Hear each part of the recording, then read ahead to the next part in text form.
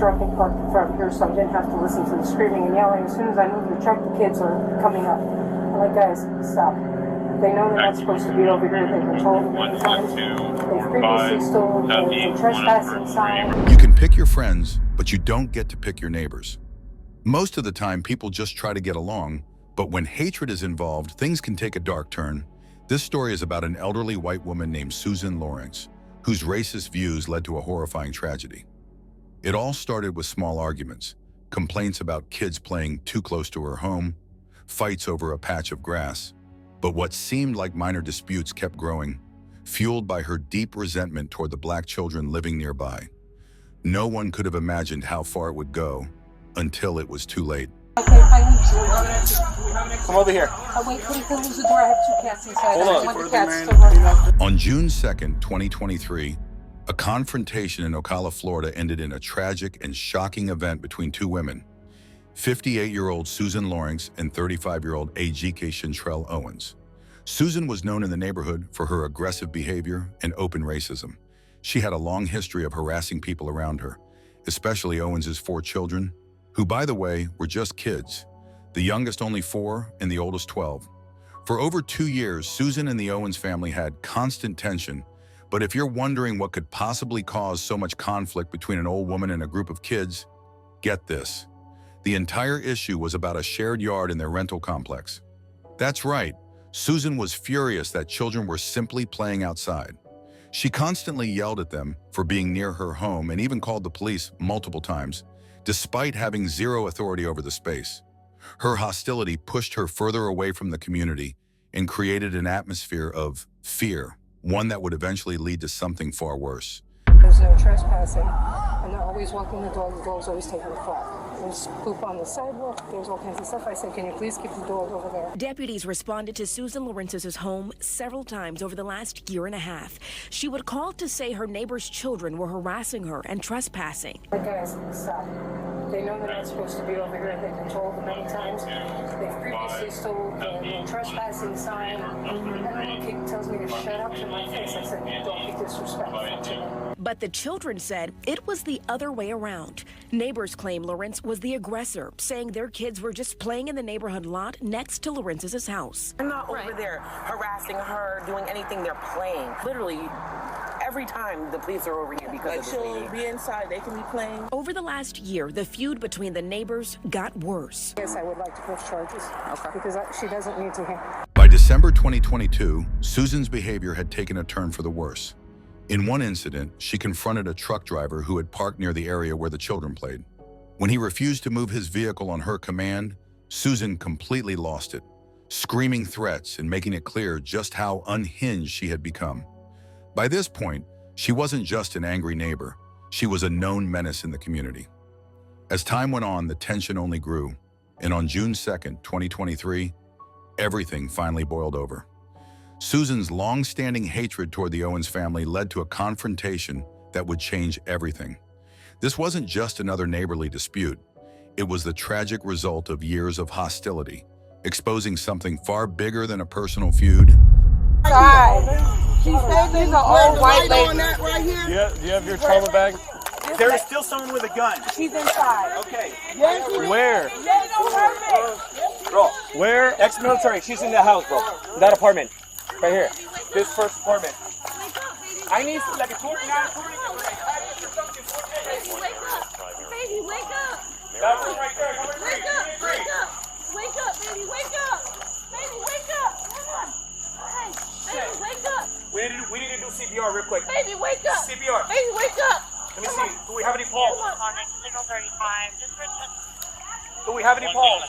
Any pulse? Signal 0. For station 1033. We got a pulse! We got a pulse!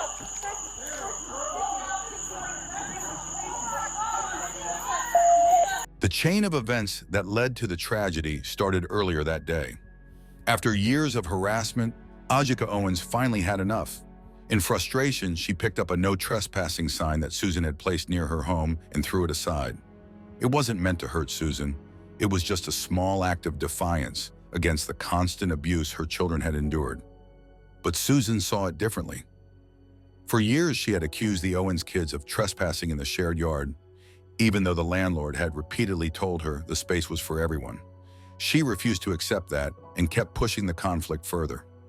Convinced, or at least pretending to be convinced, that the children were somehow a threat to her, Susan had recently bought a Remington RM 380 handgun. Her fear wasn't based on reality, but on the hostility she had built up in her own mind. Then, on the evening of June 2nd, at 8:54 p.m., she called 911 yet again to report the kids for playing outside. But this time, she went even further. She threw rollerblades at them, injuring one of the children, and shouted racial slurs in their direction. The situation was spiraling towards something far worse. You said someone tried to break down your door, is that correct? Yes, the woman was screaming and yelling and she was trying to break down my door.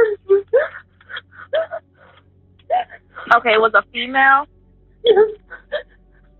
I didn't know what to do. I grabbed my gun and I shot at the door. She was like, "She's gonna kill me."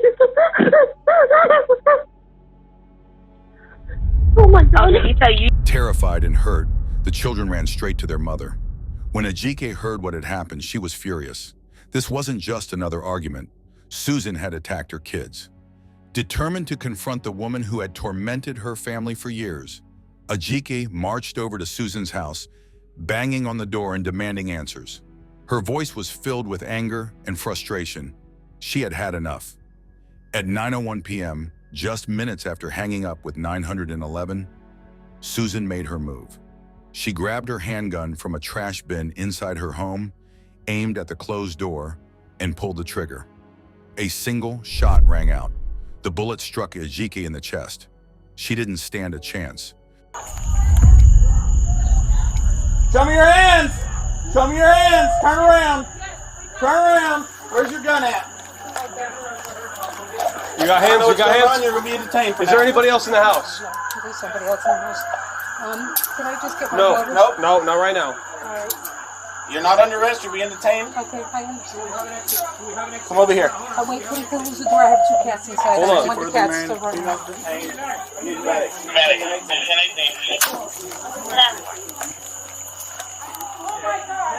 Get my med bag. Start giving first aid.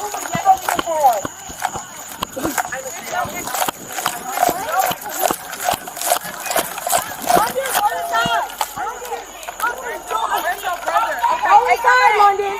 Come here. Come here. Come here. Come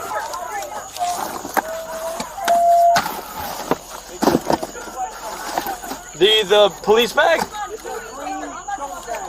Green shoulder bag.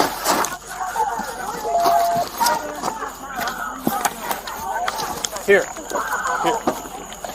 Go assess the person down. Okay. When deputies arrived at 9:08 p.m., they found Ajike Owens barely clinging to life. They tried to save her, but the damage was too severe. At 9:34 p.m., she was pronounced dead. Meanwhile, Susan Lorincz was taken into custody, but the situation quickly became more complicated. Florida's Stand Your Ground law, which lets people use deadly force if they believe they're in danger, loomed over the case. Would Susan actually face consequences, or would the law shield her from justice? Okay. Check. I knew it. I knew when I seen him over here playing today. I said she was gonna act an ass. We always call the cops on this woman. They won't do nothing about her. I seen the kids playing, bro. I knew it. You guys are positive there was no exit wound? I checked it. I didn't see In anything. the bag for me. Here. Here. Let me roll her over. Yeah. Yeah, check her back. No. Any exit? No. No exit. Oh, girl, drive a great truck. Bro, this is fucking crazy. All right. Oh, girl, drive a great truck. They got it right there. Man, come on now, bro. For some kids, boy. For kids, And you said there's no exit? No, I didn't see one unless it's in another spot. Damn, and the kids was over there. The Stand Your Ground law has always been a hot topic, often giving people a legal shield when they claim self-defense in violent situations. Susan Lorincz seemed ready to take full advantage of it, framing herself as a terrified homeowner who had no choice but to protect herself. But the evidence told a very different story. One of an aggressive neighbor whose actions were anything but justified. I thought, all right, you know, she's just going to do whatever she wants to do. And you said that was like 20 to 30 seconds? Yeah. And then did she start yelling again first, or was there more banging? It was banging, it was yelling. I thought she was just going to break down the door. Okay. So, I mean, my heart was pounding, and I was like, she's really going to kill me. Okay, That's all I felt. When she first came up and where were you when she started the beating? I was the in the very first bathroom. time? You were in the bathroom when she started beating? Yeah. And did you come to the door? Well, I was approaching the door, and then she started screaming, and I knew who it was. Okay. I said, that's it, I'm not opening this door. Okay. And because I figured if she came in, she would just absolutely, you know, pound me into the ground. All right, and then when it became silent, after that first round of beating on your door, where were you at then? Did you go? I think I went to wash my hands, honestly. Okay. You know, because I didn't know who was at the door, and I went to know, and then I was like, okay. You know, so I went back and washed my hands. Okay. So that's during the time where it was kind of quiet, and you thought that maybe she went away. Mm-hmm. Okay. And when the banging and the yelling started again, where were you at then? I think I was in the kitchen. Okay. All right. And then what happened? And then she just kept banging and yelling. I'm like, you need to leave. You're trespassing. Get off my porch. You know, get out of here. You know, I'm not talking to you. Leave. Okay. Who else was outside the door besides Ajike? No idea. You don't know? Detectives wasted no time launching a full investigation into the shooting. Their mission wasn't just to gather facts. It was to dismantle Susan's self-defense claims piece by piece. During questioning, they took a calculated approach, asking simple but sharp questions designed to expose the cracks in her story. Susan, confident she could spin the situation in her favor, stuck to her script. She described the night as if she had been the one in danger, carefully crafting a version of events that aligned perfectly with stand-your-ground protections. She played the frightened victim, convinced that this narrative would keep her out of trouble. But the detectives weren't buying it. They knew exactly what they were dealing with. As the questioning went on, Susan's story started to fall apart. Detectives methodically laid out the facts, bringing up her history of harassment and how she had turned a minor confrontation into something deadly. The tension in the room was thick. Bit by bit, Susan's carefully crafted act was crumbling under the weight of the truth. Her attempts to paint herself as the victim simply didn't hold up against the overwhelming evidence of her aggression. Confront Susan for all her horrible actions. So, Susan, we've talked enough that I've come to a conclusion here. Are you the Susan that has done research on Stand Your Ground and has planned for this to happen? Was planning for this to happen? There's a spectrum here. Is this the Susan over here, and then there's also could be a Susan over here that was, I have a gun in the house. I'm scared. Someone is knocking on the door. I'd like them to go away. I'm just gonna, I picked up the gun and I accidentally shot the gun. There's a Susan somewhere in the world like that. You've somehow found a spot in the middle where you're trying to explain this, but it doesn't actually make any sense. That within 2 minutes, because we know it's 2 minutes, within 2 minutes, this person came over and they were able to put down a series of statements, such as, and you said this, that they came right up to and they want to have a discussion with the way that you were treating their kids that day. You said that they were able to make that sentence. I want to talk to you about the kids. I'm banging on the door. I want to talk to you about the kids. They're making statements like that. We've interviewed other people that it was a very brief interaction, and then you shot them. Now, this wasn't a long siege. It wasn't a castle siege. It didn't last for 20, 30 minutes. It was 2 minutes. So you're trying to tell us that a reasonable person would shoot somebody for less than 2 minutes of making statements outside. By the time detectives confronted Susan with the cold reality of what she had done, her confidence was visibly shaken. They laid everything out, how she had escalated a petty dispute into a fatal shooting. The shift in her demeanor was undeniable. What started as self-assured defiance turned into visible discomfort as she realized just how much trouble she was in. Today you really haven't, and I'm not judging you, you know, everybody processes things differently, so I understand that. But you haven't really seemed remorseful for today, at least, for what had happened. Oh God, it just makes me sick. I don't know I can't take it back. It's transpired, it's in the past, I don't know what the hell to do. It's just probably be shutting down again. Okay. Do you think that's a trauma response or something? I know you said you had gone through a lot of Probably flat because I affect and just- things like that I in don't the know past. what the hell, I mean, it's a horrible situation. And inner conflict is horrible because, you know, it goes against my faith. I broke a commandment. I just did I feel horrible for what I did. From this point onwards, Susan cannot run from the consequences of her actions. She has been caught, and officers are about to make it very clear the kind of situation she is in. Okay. So, looking back on it now, and do you think that she was actually going to get through that door? I mean, be honest with us, because she was coming through the door. And as God is my witness, I thought she was going to come through that door. Even with all the evidence against her, Susan stuck to her claim that she feared Ajike would break down her door. But that didn't match up with the facts. Witness reports made it clear Ajike wasn't there to attack her. She simply wanted answers after Susan had injured her child. The shared yard, meant to be a place for kids to play, had become a war zone, all because Susan refused to let go of her hatred. at this point, we've discussed it with the state, and they are on the same terms as far as charging you with a manslaughter. Okay. Okay. I don't know what to say. I was in fear for my life. I mean, honest to God, I just feared that she was going to come through that door. I'm sorry, that's how I felt. I can't change the way I felt. I mean, it was sheer terror on my part. I mean, honest to God, I was shaking. So, one of the things I want to ask, because at the point where I did let you know and I informed you, what had ultimately happened to AJ after that shooting, that she had passed away, and obviously she has 4 kids, and I was observing the interviews that were conducted with them and the emotions that they were going through, and you shared some of those same emotions at points through the conversations that we had, and I just want to, obviously I can't let you talk to them or give a message to them and face to face. But I would like, if it's up to you, if you would like to write them a letter or something to kind of, whatever's on your mind or in your heart. You don't have to. We're just going to leave a notepad and a pen in the room. Obviously, we have some paperwork to do, so we're going to have to step out to do that, and obviously talk to our boss. We'll just I offer it to everybody that we can't let them talk to, so it's just something we do. Understood. So if you'd like to do that. We're going to get that paperwork going, like he said.